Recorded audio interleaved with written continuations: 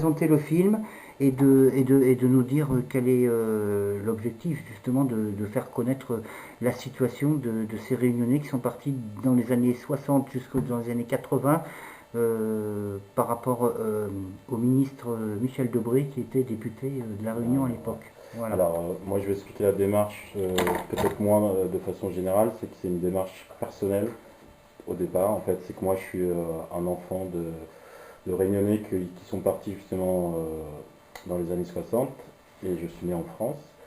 Et le problème, c'est que cette histoire, elle ne m'a pas été racontée, donc je ne savais pas pourquoi pourquoi mes parents étaient venus en France. Et quand je leur posais la question, on ne voulait pas en parler, il y a une forme de tabou, de honte, de complexe sur cette histoire. Et voilà.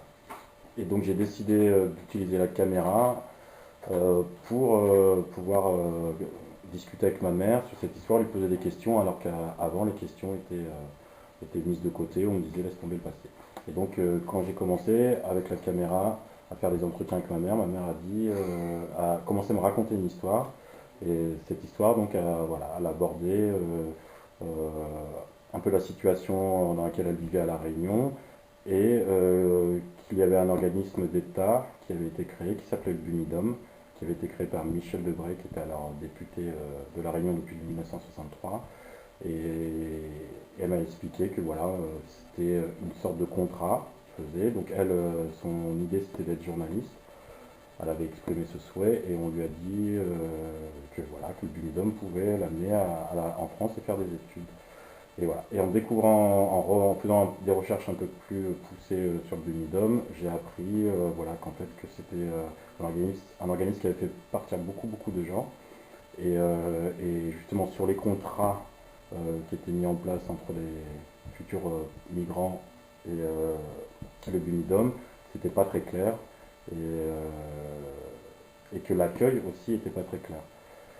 Et donc moi, étant dans le collectif Nawawak, ayant travaillé justement avec des migrants actuels, on va dire, hein, du Maghreb, surtout en 2006 pendant la loi CCEDA où il y a eu beaucoup d'occupation de lieux.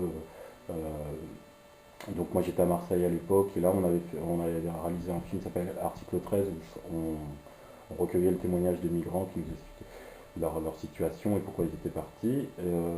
Moi, j'ai fait un lien justement avec ça. Et quand ma mère m'a raconté son histoire, j'ai essayé de lui dire qu'en fait, il y avait des parallèles avec ces autres migrants qui n'étaient pas français.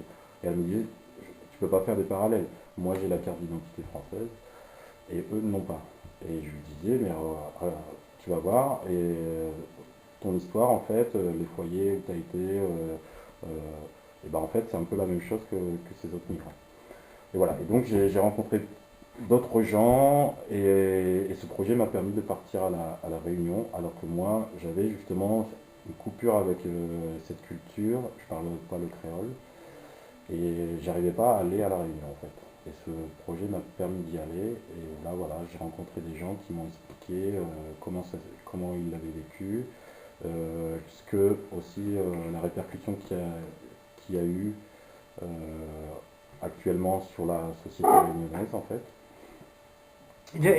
Dans le film qu'on voit, qu'on a vu ce soir, euh, la plupart des gens qui sont interviewés, bon, à part ta mère et ta sœur qui sont en métropole, la plupart des gens ils sont retournés là-bas.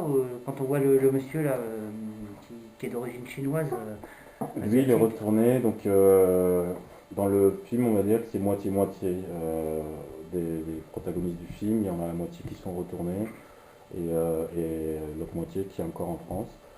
Euh, donc après, pour plein de raisons, hein, c'est applicable à toutes les migrations. C'est souvent tu rencontres quelqu'un en France et là c'est difficile d'emmener ce quelqu'un qui a la culture française à La Réunion. Euh, Après, par exemple, pour ma mère et d'autres, c'est ce truc du retour au bled un peu qui est difficile. ils sont coupés de leurs racines Voilà. Et quand on arrive là-bas, en originales. plus c'était la démarche de partir pour l'Eldorado, pour une promotion sociale. Donc c'était, C'était du pipeau en gros.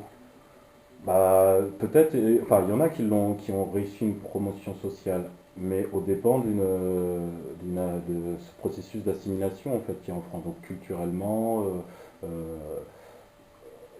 personnellement, en fait, ils ont aussi lâché beaucoup de choses, mais ils sont propriétaires, ils ont eu une bonne retraite, pour quelques-uns, ça a été ça.